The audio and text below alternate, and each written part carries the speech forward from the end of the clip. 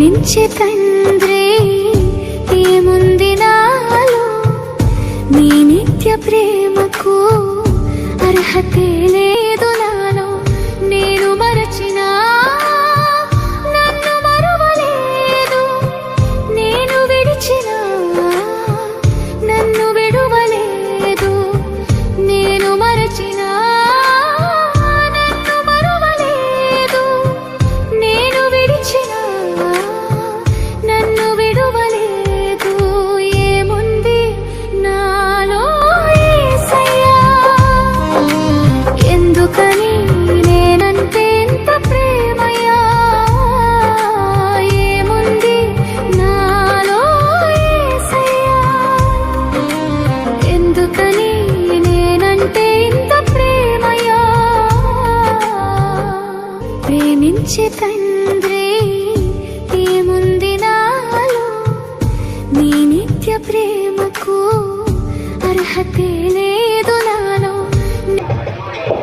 పరలోక రాజ్యములో ప్రవేశించాలని ఈ 10 మంది కన్యకలను ఎదురు చూస్తున్నవారు. వీరిలో 5 బుద్ధిగల కన్యకలు. వీరు తమ దీపాలతో పాటు బొడ్డిలలో నూనె తీసుకొని వచ్చిరి.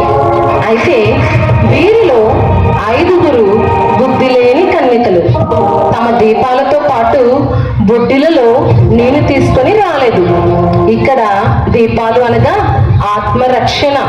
అవి ఆరిపోకుండా ఉండాలి అంటే ఎల్లప్పుడూ నూనెను అనగా సిద్ధపాటుని కలిగి ఉండాలి. ఏంటి మీ బుడ్డీలు ఖాళీగా ఉన్నాయి, మీరు నూనె తెచ్చుకోలేదా? నూనెనా? ఇప్పుడెందుకు? నూనెనే కదా సిద్ధపాటు. సిద్ధపాట అంటే ఏంటో? అయ్యో, సిద్ధపాటు అంటే ఏంటో తెలీదా? అసలు సిద్ధపాటు లేకుండా యేసయ్య కోసం ఎలా ఎదురు చూస్తున్నారు? అసలు పరలోక రాజ్యానికి ఎలా వెళ్తారు? సిద్ధపాటు అంటే మొదటిగా యేసయ్యే నిజమైన దేవుడని నమ్ముకుంటారు. ఓ అవునా, నమ్ముతున్నాను కాబట్టే యేసయ్య కోసం ఎదురు చూస్తున్నాను. నమ్మితే మాత్రం సరిపోదు సహోదరి. దేవుడి యందు భయభక్తులు కలిగి మారు మనసు పొంది బాప్తిజం తీసుకోవాలి. అబ్బా, ఈ మారు మనసు, బాప్తిజం ఇవన్నీ బోరింగ్ అబ్బా. ఇప్పుడు కాదులే, వాటికి ఇంకా సమయం ఉందిలే. ఆ సమయం వచ్చినప్పుడు చూసుకుందాం. అప్పుడే బాప్తిజం తీసుకుంటే ఎలా? ఇంకా చేయవలసినవి, హైదరాబాద్లో చూడవలసినవి, తినాల్సినవి, తిరగాల్సినవి చాలా ఉంటాయి. అసలే ఫ్రీ బస్సెస్, ఇక భయభక్తులు అంటావా? అయినా ఇప్పటికి చేస్తున్న భక్తి చాలే సహోదరి.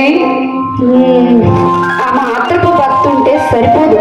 క్రమం తప్పకుండా ప్రతి ఆదివారం మందిరానికి వెళ్ళాలి. ఆగాదు, నీకొకటి తెలుసా?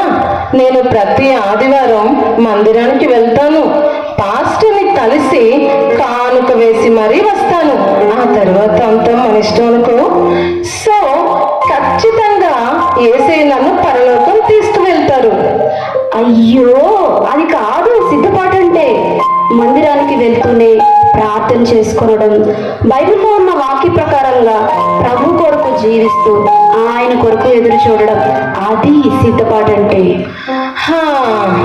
అలాగైతే నాలాగా ఇక్కడ సిద్ధపాటు లేకుండా ఉన్నవారు చాలా మంది ఉన్నారు.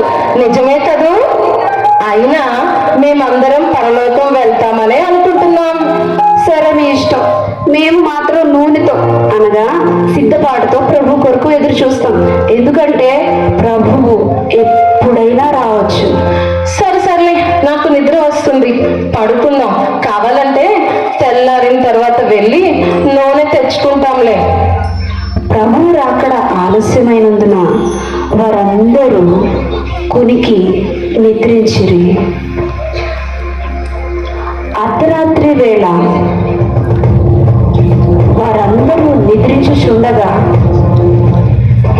ప్రభువు వచ్చుచున్నాడు, సిద్ధంగా ఉండు అని కేక వినబడింది. వారందరూ లేచి వారి వారి దీపాలు అయితే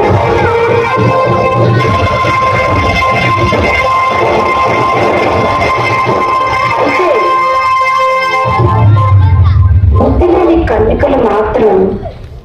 అయ్యో మన దీపాలు ఆరిపోవచ్చున్నవి, వెళ్ళి వాళ్ళని కొంచెం నూనె అడుగుదాం. అయ్యో మా దీపాలు ఆరిపోవచ్చున్నవి, మీ నూనెలో కొంచెం మాకు ఇస్తారా? మా దీపాలు ఆరిపోతున్నాయి. అవునా? అయినా ఇది మీకు మాకు చాలవేమో. ఒకవేళ మా దీపాలు కూడా ఆరిపోతే మీరు వెళ్ళి అమ్మవారి యొక్క కొనుక్కోండి. మేము మీకోసం మా భక్తిని త్యాగం చేయలేము, అలాగే పరలోకం పోగొట్టుకోను లేము. వెంటనే వారు నూనె కొనబోగా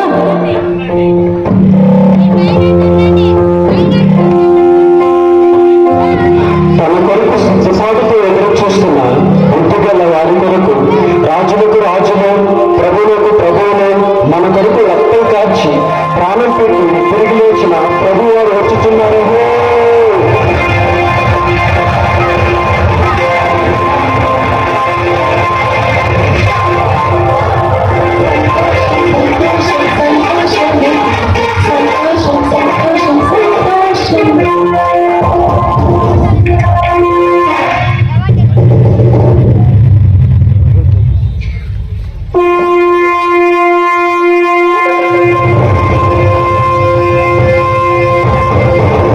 వారి కొరకు సిద్ధపరిచిన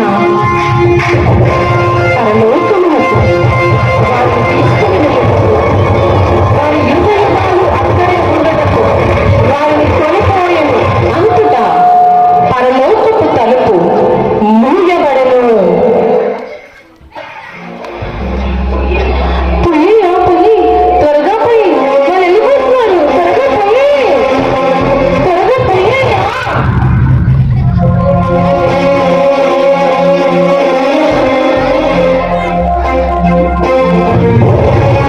మాకు అయ్యా అయ్యా అయ్యా అయ్యా మాకు తలుపు తీయండి అయ్యా. యేసయ్యా మేము వచ్చామయ్యా, మేమయ్యా, మాకు తలుపు తీయండి అయ్యా. యేసయ్యా నూనె తీసుకొని మా దీపాలను వెలిగించుకొని వచ్చామయ్యా, తలుపు తీయ్యా. యేసయ్యా నేను వచ్చినప్పుడు మీరు సిద్ధముగా లేనందున మీరెవరూ నేను ఎరుగను. మీకు పరలోకంలో ప్రవేశం లేదు. అయ్యో అయ్యో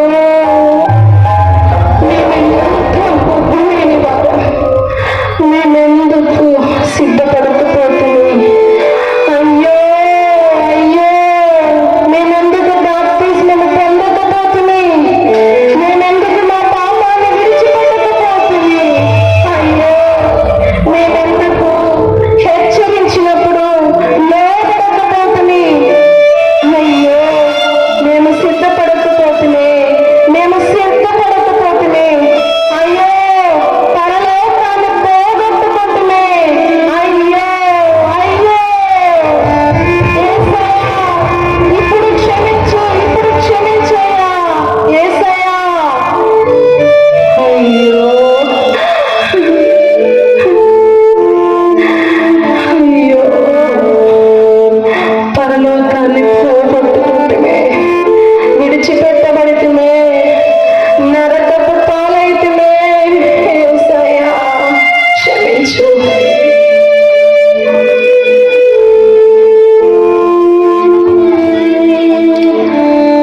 ఇక్కడ కూర్చొని ఉన్న నా ప్రియ సహోదరి, నా ప్రియ సహోదరుడా, నీవు కూడా వీరిలాగానే సిద్ధపాటు లేకుండా పరలోక రాజ్యానికి వెళ్ళాలనుకుంటున్నావేమో.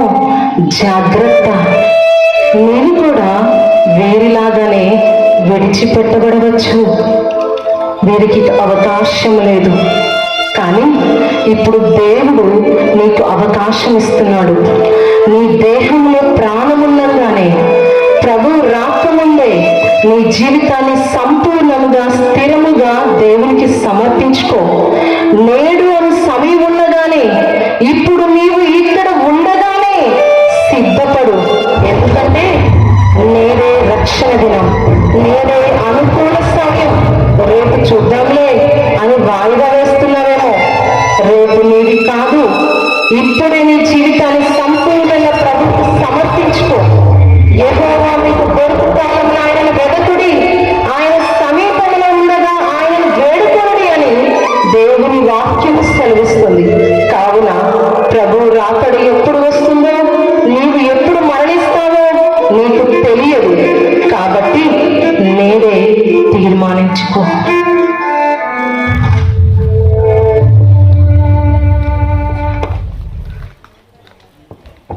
Okay, very good. చెప్పులు కొడదాం.